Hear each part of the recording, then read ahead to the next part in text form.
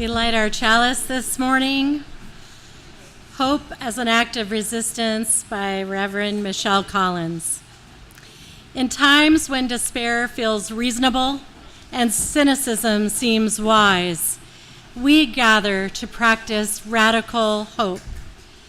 Not passive waiting, but active defiance against forces that would diminish our humanity.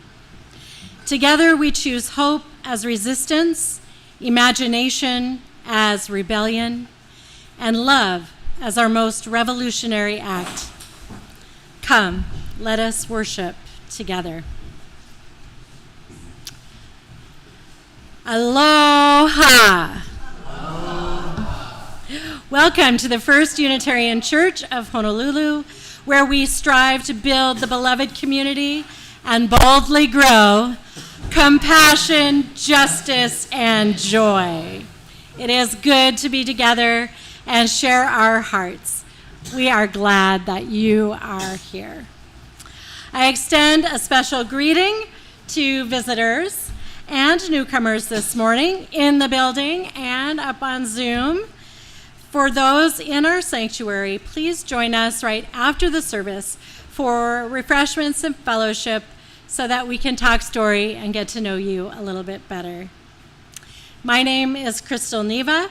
My pronouns are she, hers, or they, theirs. That will also work.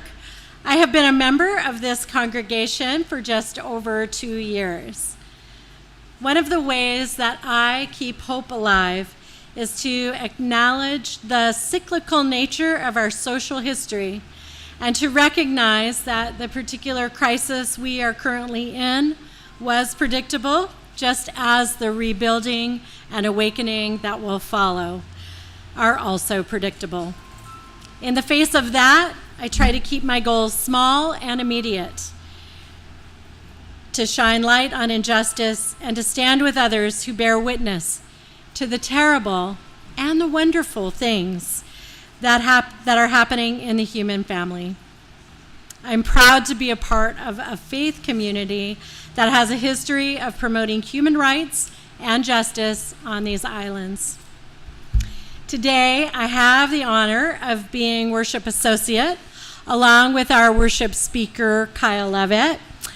We both extend aloha to you today for choosing our congregation to worship in. And now I would like to call up Sue Carpenter to talk to us a little bit more about the search committee and our new minister. Come on up. We'll leave that.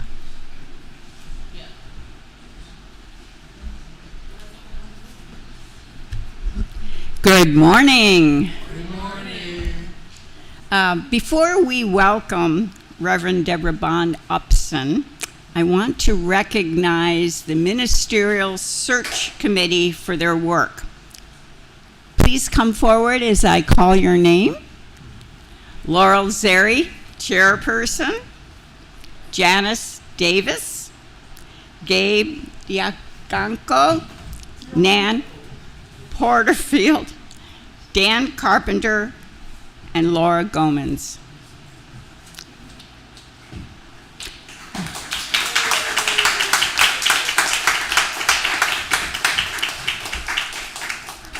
So the mission of this team was to ask us what kind of ministry do we want and need, and then to find that candidate who they believed shared our vision. I believe they did succeed at that. Thank you so much. Yes. Yeah. You can stay up. You can. Oh, you've got to go get that. Yeah. Okay. And now, the moment you've been waiting for. Let us welcome Reverend Deborah Bond Upson, our new minister, who joins us. Where are you, Deborah? She's come. Oh, she's descending the stairs. How nice. Okay. Yes. Okay. She is joining us for a year-long journey, bringing new energy a ton of experience, a lot of it local, and a unique perspective as we build a more resilient community. So, Laura? Yes. That is really beautiful. Yes. You got another one coming. Now stay up here for just a second. Wait, oh, more.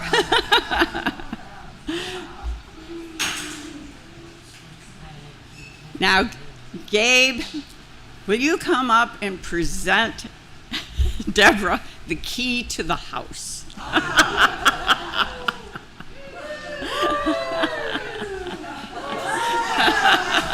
Okay. Now, I know this seems rather humorous, but you are receiving this key in trust. We trust that you will care for this spiritual community that calls this place home. This space isn't sacred, but the community it houses is. Inside these walls, I am going to say we are most vulnerable. A minister's words are powerful. They can console, they can inspire, and they can also cut and burn. While we don't want you tiptoeing around in this house, we ask you as our leader to carefully consider the import of your words and actions as we move forward together in community. E como mai. So,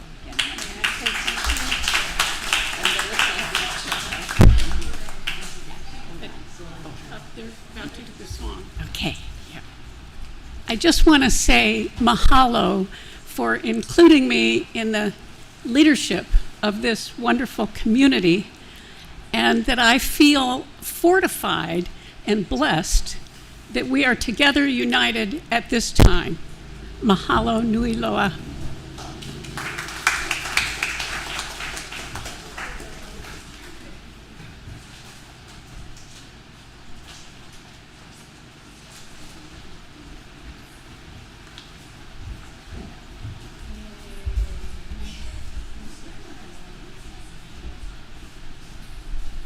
We have our little sign language song we've been working on, and we're going to sing it through the first time, and then we get to teach it to you. All right? Okay. You want to go around that side?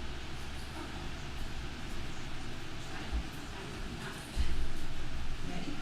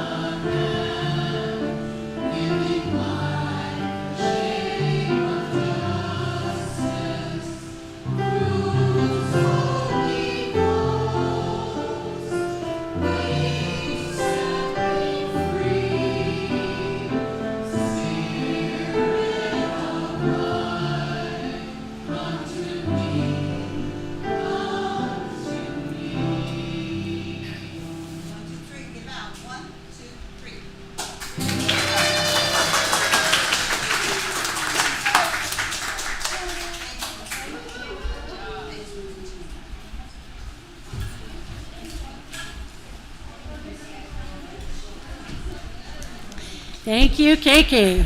Woo! All right.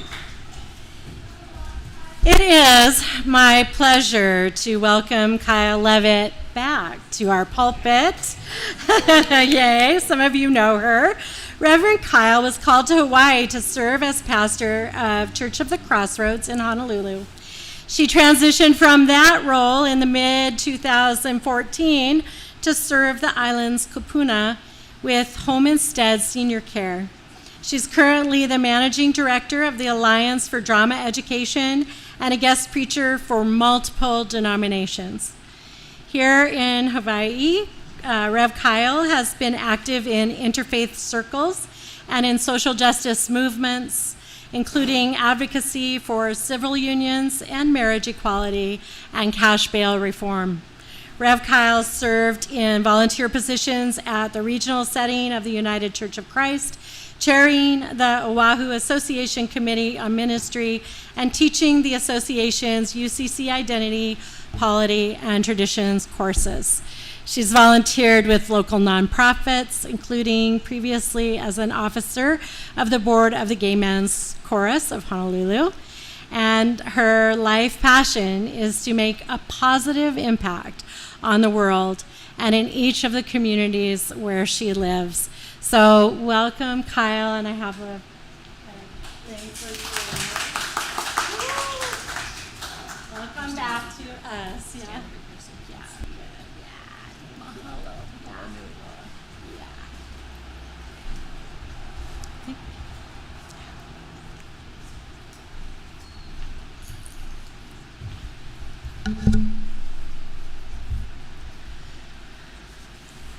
This is going to be a day of inundation with materials. So we're going to start first with an article, or a snippet from an article that was written about Rebecca Solnit, who spoke to an overflowing crowd at the Orvis Auditorium at UH Manoa in September.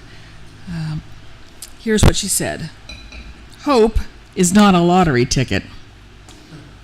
You can't sit on the couch and clutch it, feeling lucky. It's an axe you break down doors with in an emergency. Hope should shove you out the door because it will take everything you have to steer the future away from endless war, from annihilation of the earth's treasures and the grinding down of the poor and marginal. To hope is to give yourself to the future. And that commitment to the future is what makes the present inhabitable. Hope locates itself in the premise that we don't know what will happen, and that in the spaciousness of uncertainty is room to act. When you recognize uncertainty, you recognize that you may be able to influence the outcomes. You alone, or you in concert with a few dozen or several million others. Hope is an embrace of the unknown and knowable, an alternative to the certainty of both optimists and pessimists. Optimists think it will all be fine without our involvement. Pessimists take the opposite position. Both excuse themselves from acting. It's the belief that what we do matters, even though how and when it may matter, who and what it may impact, are not things we can know beforehand. We may not, in fact, know them afterwards either, but they matter all the same. And history is full of people whose influence was most powerful after they were gone. I invite you to rise as you are willing and able to join in singing hymn number 95, There Is More Love Somewhere.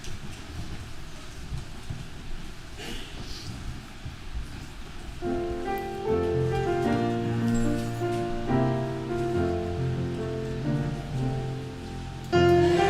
on.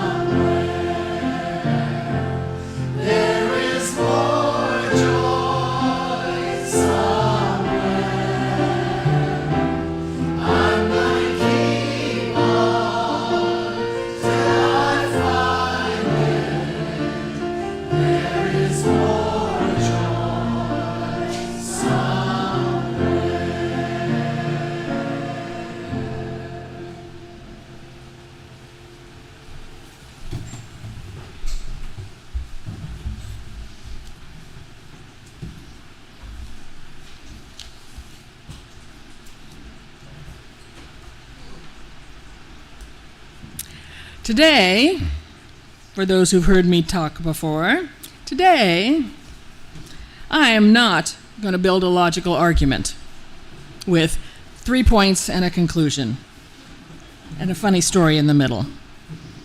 I'm not going to preach a Protestant-style sermon. And I am going to endeavor to avoid both the J and the G words unless quoting somebody else. Although I'll admit, I have edited those words as well. No, instead today, we're going to look... Yes. Should I say it out loud for those who know who J and G are? Just whispering. All right, y'all work it out. Instead, today is going to look a lot more like seed casting. So, those also who have heard me before know that I do the whole shtick of standing up and presenting to a church full of people is about comforting the afflicted and afflicting the comfortable.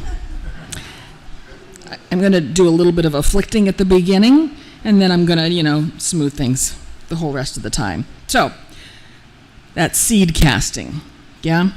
If something doesn't land for you, instead of crossing your mental arms and latching on to that one seed that wasn't for you to the exclusion of all else and repeating to yourself, well, that will never work.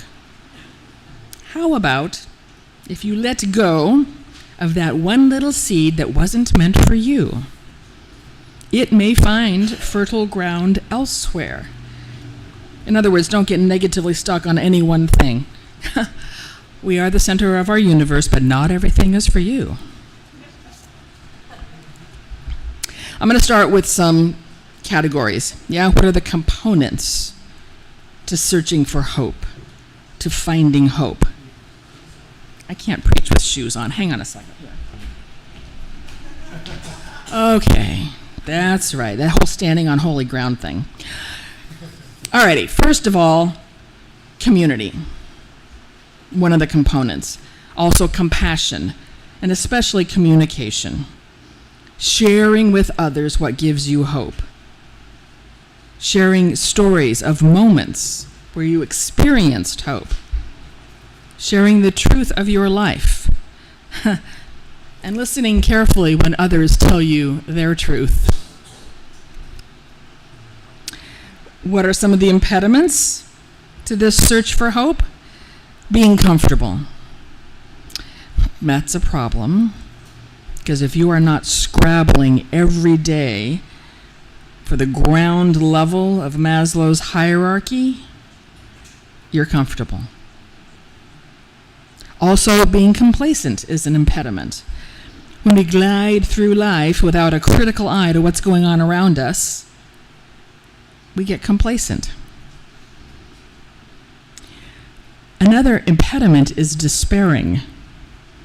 We've learned this from last time. You turn on the news with the, oh my gosh, what's happened this time? Every single day for years. It's very easy to despair. It's also easy to despair if the voices that you consistently listen to are on fire all the time. But I think, my opinion is that the most horrible, egregious, difficult impediment that we have to finding hope is our being steeped in American individualism. It's a pet peeve of mine, but remember the beating that the people following Gandhi took at that bridge that changed everything? Remember the images during the civil rights movement of the dogs and the water hoses? Remember the current images of ICE snatching people off streets in other cities and in ours? The folks who were beaten, the folks who were attacked by dogs, the folks who fell didn't survive and thrive those experiences. They did what they did so those around them and those who came after could survive and thrive. We who go into the trenches may not be the ones who benefit. And that's at odds with the American individualism, American exceptionalism. I am the most important thing, me, myself, and I, which takes me back to the first component I mentioned, which is community. I may not survive. You individually may not survive. But if we do what we need to do, there will be survival for others who come after us. Hope, thank goodness, I excised the G word. Hope, thank goodness, doesn't depend on a deity. You know, another pet peeve, having a Band-Aid deity leads to complacency and lethargy. Deity is not going to solve it, except through our hands and our feet and our arms and our brains and our mouths.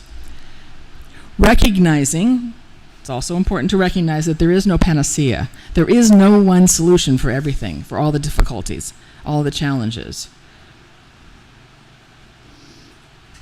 But there are positives.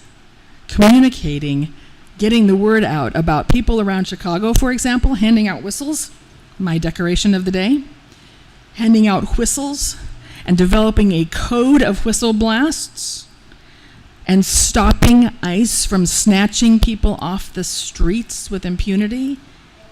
It's happening. Where else is there hope? There was a gathering of, what's it called? The Creative Capacity Gathering. I love people who come up with great titles. The Creative Capacity Gathering. It happened at Honolulu Museum of Art 2 weeks ago. It was a gathering of nonprofits held by one of the nonprofits that seriously funds nonprofits in Hawaii. The two men, here's my two examples. The two men who were specially invited to come speak at the closing panel are the ones who hold power and control the money. And the 60 leaders of 31 Hawaii nonprofits who attended all day and talked to each other and told their stories and shared what's going on in their nonprofits are the ones who deliver the hope and the joy and the abundance and build capacity for creativity on the daily with very little money and very little power. I find hope in the teachers and the haumana in the schools that hold Getting Dramatic residencies from Alliance for Drama Education. The schools don't have money. The teachers don't have power, at least not in the traditional kind. But they do have the power to surround their students with intellectual and developmental and creative opportunities for social emotional growth and acknowledgement and academic advancement. And the Getting Dramatic teaching artists from the Alliance for Drama Education give me hope because they go do that. I do the paperwork. They go stand in front of young'uns, littles, and not so littles, and change lives. So let's go to some practical components. All right. This is, I told you, seed scattering today. What are some practical components of hope? In terms of community, what would make you put yourself in harm's way for others? This is a question that those of us who are comfortable don't usually have to ask. What would make you put yourself actually in harm's way for others, the way the followers of Gandhi and Reverend Dr. Martin Luther King Jr. did? This is not a question and answer. You just get to think about this. Yeah, y'all know me. You don't have to answer any of this. Just think. But you can talk about this. You can talk about this with each other. All right. Compassion. Go easy on yourself. I live with the constant beating myself up for not having done enough. I can tell you I do a lot. In my good moments, I can name that I do a lot. Most of the time, I go to bed thinking, oh man, there's so much left to do. Go easy on yourself and go easy on each other and the others around you. And definitely go easy on your leaders. Whatever the leader looks like, whatever the setting is, go easy on the leaders. we're all trying our best. And we're in this same stew with you. And consistency. All right, there's the other one, consistency. Keep recycling. Keep upcycling. Keep reusing. Keep donating. Keep doing all the things, right? We did things. We've done things. Keep doing the things. If today you manage to get the aluminum can into the container for aluminum cans, that's a win. You had to do it. Name it for yourself. Give yourself a pat on the shoulder. And then share with each other what gives you hope. Have you talked about that with anybody recently? I know, it's not our culture, but share with others. Share stories of moments of hope. Share images and quotes and newsletters that give you hope. Oh, wait, I have things. So again, with the seed scattering, there's 100 gazillion things that I didn't have time to put actually in the talk, like pages worth. Which one am I going to do? All right, I'm going to keep that and give you that. Okay. So for those of you who like to read and look at pictures, they can go individually. I think I managed to do like front and back for a whole article and then pictures that go by themselves. Here are some ways in which you might find inspiration and hope. I find inspiration and hope by following and reading and listening. I encourage you to follow people on Facebook and Blue Sky and Instagram, to subscribe to the newsletters of those who inspire you and give you hope. Believe me, I get the other ones too. All right, some of them I unsubscribe to, but some of them are just facts that at some point we're going to need. But don't focus on those for now, necessarily. Focus on the ones that give you hope. Mine include Diana Butler Bass and Heather Cox Richardson and Rebecca Solnit, who I read from first, and Cameron Trimble and Mary Gedry, who writes on Facebook something about Oregon. They're from Oregon. Their page has something to do with Oregon. Anyway, I wouldn't have read it, except I started reading the words, and it's like, oh, okay, that person has stuff to say, and they do research. Speaking of research, Jay Kuo and Adam Keave Manalo Camp, they do good research. And then are inspiring, even despite what history was like, you know? Also Anne Lamott. So, what's hope-filled? I have so many things I want to read for you. All right, what's hope-filled? There's a person named Amy Beltane who posted on October 14th this: spiritual practices are there to equip you for life, not insulate you from it. And then she also added a quote from Mitchell Clark from his Facebook page, "Let my people glow." Ooh, yeah. He says, "I don't want wellness practices that teach me to be at peace with an inequitable world. I need practices that help me stay sane while doing my part to fight against it. If it makes you compliant to injustice, it's not healing, it's sedation." Right, I live for the laughs, right? This is amazing. If people can capture all of this stuff, that's why we should go read them. Because they speak to us and they say it better than we might. So, what's uplifting? What have you run into that's uplifting? Right? I was watching the Rachel Maddow show on Monday the 20th, the show right after the October 18th No Kings, No Dictators marches nationwide. And in addition to showing almost a full hour of pictures of marches around the US of A, she also threw in some tidbits, some factual tidbits. I think I got this from her. I got it from somewhere. This one I don't know. But I think I got it from her. It started with her. She said that the ACLU reported that 20,000 people took the New York City ACLU training in nonviolence and de-escalation in advance, right? In advance of the No Kings New York City event. 20,000 1,000 people went and took training. Also, I'm sure you've heard that an estimated 7 million or more people turned out nationwide for the No Kings, No Dictators marches. That is 6 times the population of Hawaii. Yay. All right. Where did I find particular hope recently? All right, so I was invited in August to speak to you all, and Charlie, what's his name, Kirk, was murdered immediately after that. And so most of my original documents, as I prepped, have to do with the responses and how to and how do we deal with this. And I tossed all that. I actually said his name, but other than that, I'm not going to talk about him today. I also got an article from Chris Armitage. He's a public policy analyst and a former law enforcement officer, a veteran, and an author. I'm on his email list, but he's one of the ones I don't read all the time because this is the kind of stuff he writes. In 1933, German conservatives thought they could control Hitler. 2 years later, they were being executed in their own homes. And then he goes on to document worldwide the move from democracy to fascism in other countries, right?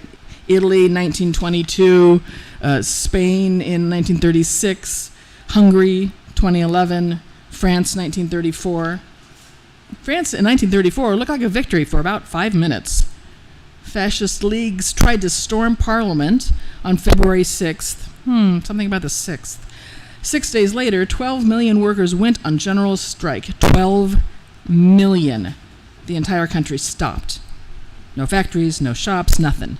The fascists backed down. Great victory, right? Except that those same fascists enthusiastically collaborated when the Nazis invaded 6 years later. They had just waited.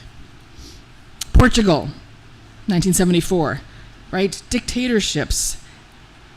Germany, Italy, Spain, Chile, Argentina, Brazil, Greece, Portugal, Croatia, Romania, and Hungary. Want to know how many times conservatives successfully controlled the fascists they allied with? Can you guess? 0. I got it around the room. 0. Yeah. All right. He goes on for multiple pages. He has like 3 or 4 options of things we might do, which are really extreme options. Like, that would take a lot of coordinating to do those things. But after all of that, after reading all of that stuff from Chris Armitage, where are my notes? I'm halfway through. There we go. The whole, how many people does it take to not let that happen? I learned about the 3.5% rule. It was news to me. Yeah, political scientist Erica Chenoweth, along with Maria Stephan, coined the 3.5% rule. I got the reference to the book, etc. The rule says that when at least 3.5% of a population actively participates in nonviolent protest, a movement is very likely to succeed. 3.5%. The April hands-off rallies, 3 million. The June No Kings, 5 million. The October No Kings, 7 million, depending on how you count it. I don't think those people honking at us were counted, so that probably ups it above the 7 million. 3.5% of the USA population is 12 million. We've gone 3, 5, and 7 plus. It's not impossible. It's not too late. Yes, we are late. We are very late. And boy, the move quickly and break things is really working, but it's not a foregone conclusion. It's not there's hope there. There's hope in those numbers. There's hope there. I have more things that I want to share with you, but looking in the interest of time, I want to hand out other things. I will read a few things the rest of the service, but I want to give you one final reminder, particularly helpful here. It is deeply, deeply important to look at the rainbow. The rainbow. Do you know rainbow? 4 fingers, one side to the other, rainbow, in the midst of all the clouds. I'm doing my non-dominant because of shoulder surgery, so clouds, also kind of like smoke. Clouds. Look for that rainbow. Don't just get stuck looking at clouds.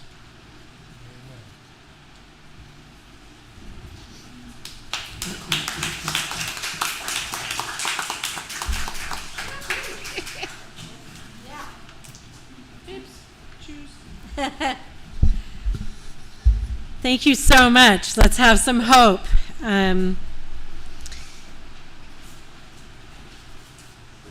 It's good to have hope. Hope's important. Amen. Each month, we give 100% of the money that we raise in our collection plate to an organization whose mission is in concert with our own. This month, it might not be so surprising to you, we have selected the Hawaii Food Bank to be the recipient of our Share of the Plate. Yeah, right? And I think that Francine, is Francine here to say a little something? Did you want, come on up. Tell us a little about the food bank.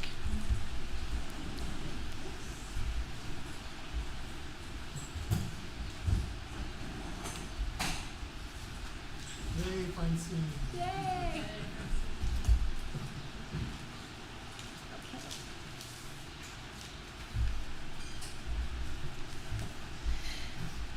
So I think, as you know, there are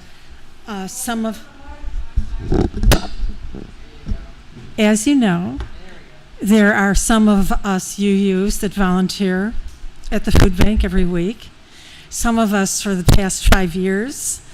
And last week we saw a huge increase in the number of households served. While we lately have been serving slightly over 800 households, this week we served 967. Almost 100 of these households were seeking food for the first time. And there have been weeks when we've run out of food. Fortunately, this was not one of those weeks. We were able to provide food for each person, and that makes us pretty happy. But we suspect this won't be the case for much longer. We hope to have a food bank staff person here to talk to us in a week or two to speak more about the ins and outs of the food bank. I recently felt a pang in my heart when I read that Pu'uhonua Waianae residents, many of whom are on food stamps, are terrified that they're going to be losing this resource. If you remember, this is the homeless encampment that was headed by Twinkle Borge, who passed away last year. Twinkle has been to our church a few times to represent Pu'uhonua Waianae as our Share the Plate recipient. Twinkle was a force and our friend. To address this problem, in honor of Twinkle, we're having a food drive for the residents of Pu'uhonua Waianae. And there will be a carton outside for the goods they are requesting, which are canned goods, meats, vegetables, and fruits. This will be printed information for you too. Cup noodles, rice, of course, and peanut butter and jelly. So if you're able to kokua, we'll be very thankful. Mahalo.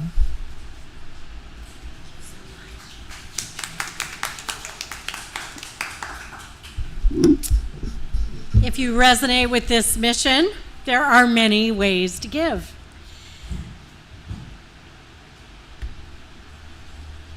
Perhaps they're up there. Yeah, you can put money in the calabash. As it comes by, you can use the text. You can go to the website. The offering will now be freely given and gratefully received.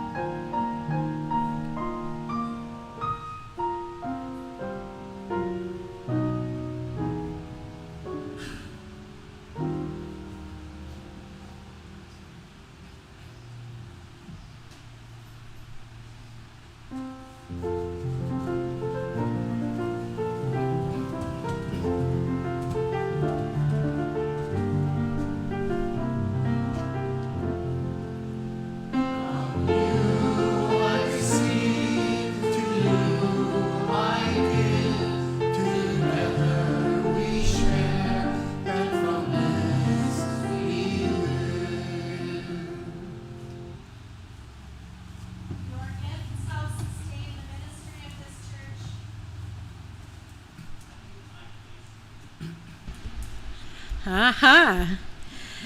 Your gifts help sustain the ministry of this church within these walls and without as we build beloved community. Thank you for your generosity. I need the book. Hang on.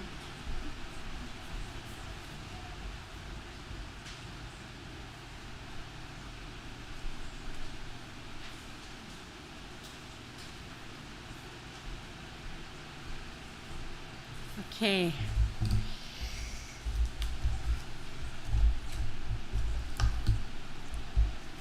For many years, this congregation has invited their members and friends to share joys and concerns in the Book of Life. This is our Book of Life, and you are welcome to write something in it on a Sunday morning, either a joy or a concern, and we will share it with the congregation. Ours is a sharing community where joys are amplified, and it's a caring community where our sorrows are lessened. This morning, we have, let's see, for 11:2, we have a note from Abby.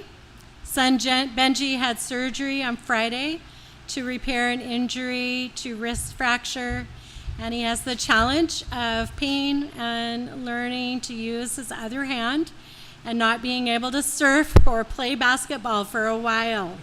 So, life, thank you. And then my daughter Jen, this is from Karen, this is a joy. My daughter Jenny married Dan in Boise. There's a reception in July. That is a joy. So the challenges and the sweetness, right? We'll take a moment to reflect on our joys and sorrows and acknowledge the support that we share in this community. So let's lift up our right hand. Breathe in, breathe out. Compassion for the sorrows we must bear and the suffering of our fragile world. We're going to lift our left hand up to symbolize, let's breathe in, breathe out. This will symbolize the joy and the gratitude we feel for the gift of life and those around us who bring us happiness.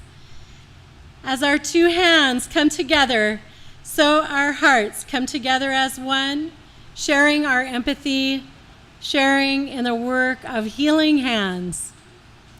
We bow to one another to show our reverence to the interdependent web of life, to the spirit within each of us. Releasing our hands, we let go of whatever attachments we may have to the results, knowing full well that we will inevitably encounter more joys and more sorrows along the journey of life. And now we have a song, number 396, I Know This Rose Will Open. We're going to do it all together, yeah? And then in some rounds, and we'll encourage you to join us.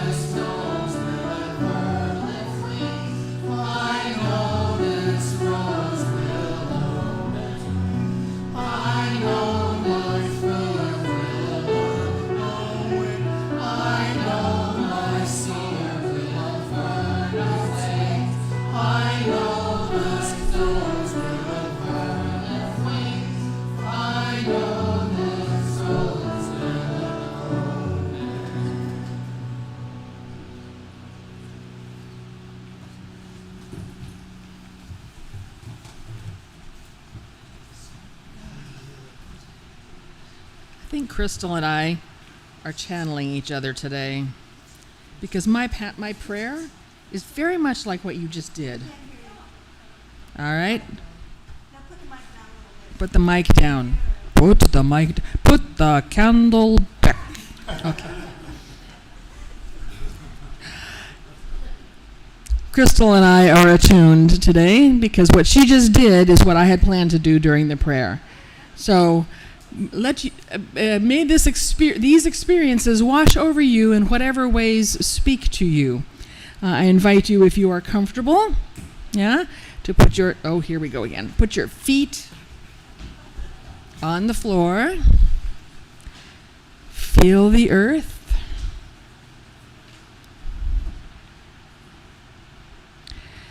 Naming our truths out loud is not the same as praying to a deity to fix it, or solve it, or heal it, or make it go away.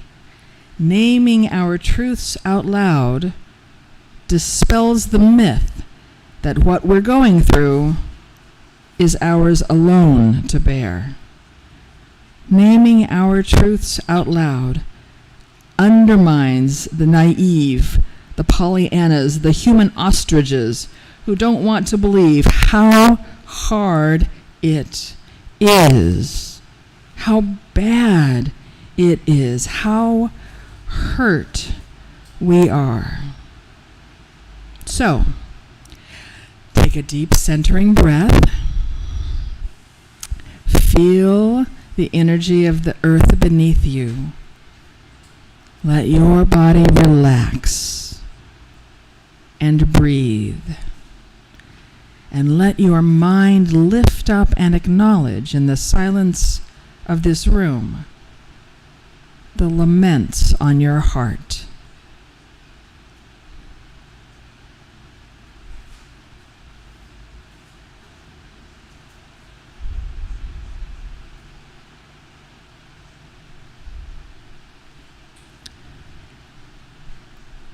And let your mind lift up and acknowledge in the silence of this room the celebrations of your heart.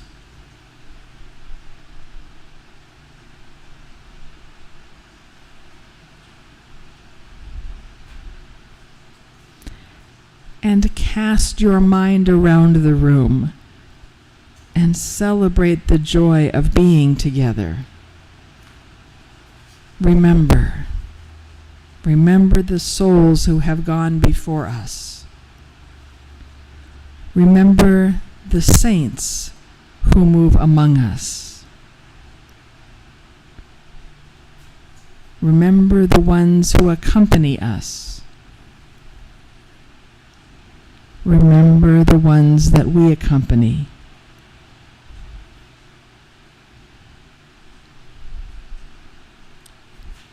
So long as there is breath, there is hope.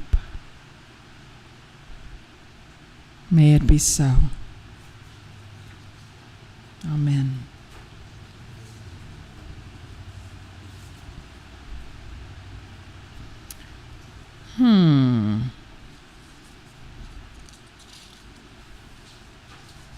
Closing words sounds like a benediction to me.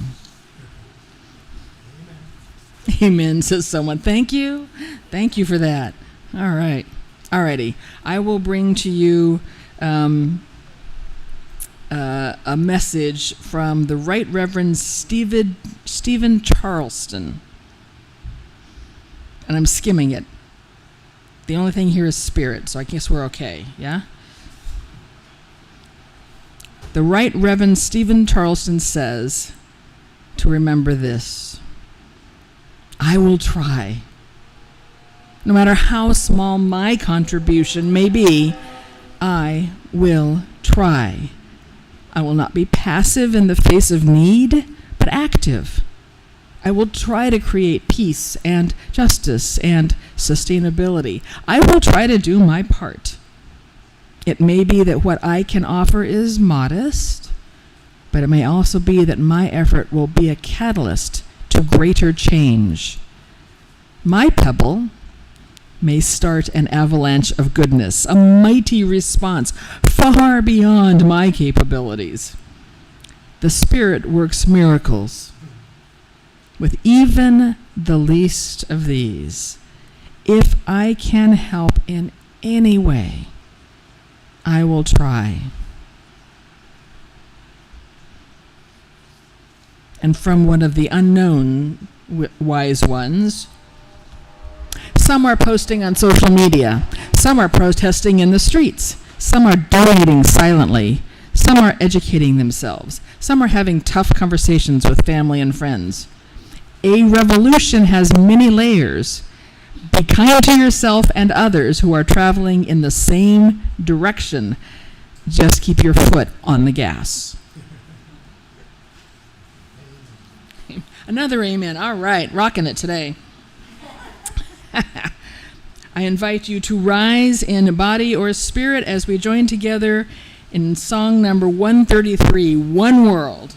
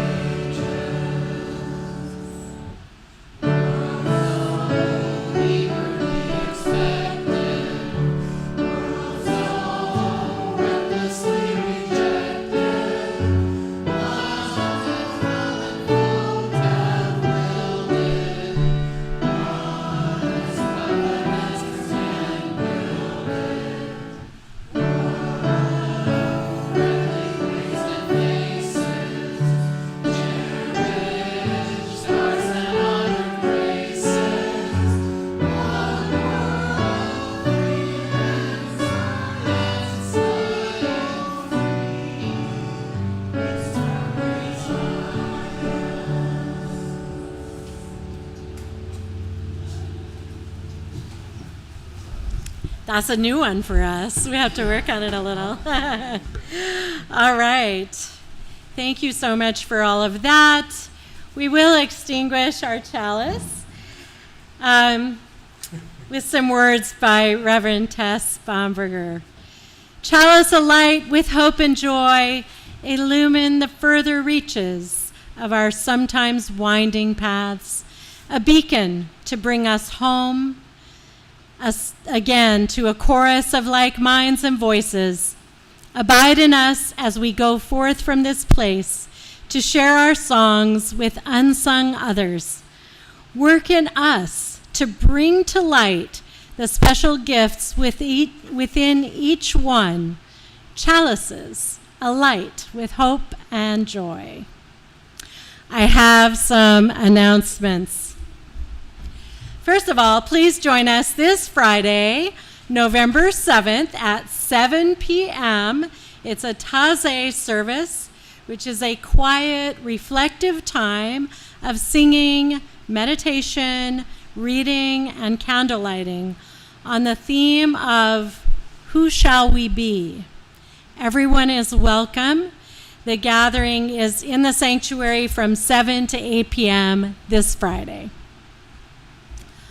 Also, the current gallery show that is in our gallery on the Poly will end next Sunday. So if there's any art that you would like to purchase, do it soon, as it will be gone after next Sunday. We have a town hall meeting today after church. So there's some decent food that's going to be offered so that you can stick around. Town hall meeting will start at 11:30. So grab some refreshments and join us back here in the sanctuary. And we'll be talking about things that are important to us as members of our community. So please plan on joining us today. Also, next Saturday, very important, there is a workshop. It's called Doing Hard, Wonderful, Meaningful Things Together, a workshop on consent, boundaries, and connection. I think it's a beautiful continuation of the workshops that we've been doing on kind of intentional listening, dealing with conflict, and now we're really going to talk some more about that from 10 a.m. to 3 p.m. It's at Ho'omalahia, and it's going to be facilitated by Reverend Sunshine Wolf, Sarah Gibb Millspa, and Sam Wilson. So these are people that have been working with us from the district who will be helping us. So please plan on attending. It does require a registration form. There's lots of people wandering around today with clipboards who have extra forms if you have not already registered. Also online. And there's also a registration form online. So if you don't do it today, it's not the end of the world. Just do it before Saturday. And then there's a book, Empowered Boundaries, Speaking Truth, Setting Boundaries, and Inspiring Social Change by Christine Storm. So if you have a chance to start reading that before the workshop, that would be awesome. Okay, I think that's those announcements. And then there's more. Thanksgiving dinner, November 27th at 1 p.m. here. There's a potluck dinner. Is that right? Okay. Setup starts at 11:30, and there's a sign-up sheet for things to bring and share. I think that's the announcement. Is that it? I think so. All right. Let's join in singing our Song of Peace, Hawaii Aloha.